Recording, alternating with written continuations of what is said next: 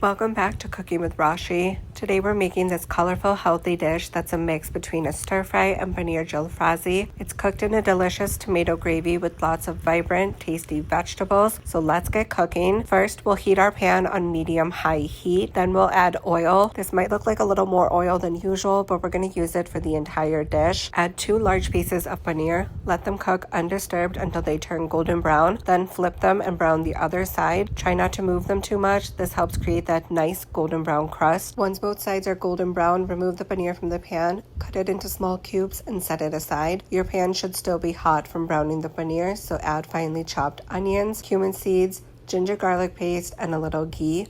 Then add some salt to the onions. Adding salt early helps the onions release moisture and cook faster. Since the pan is already hot, the onions will start browning quickly, so keep stirring occasionally. Next, add chopped tomatoes, tomato puree, and a little water.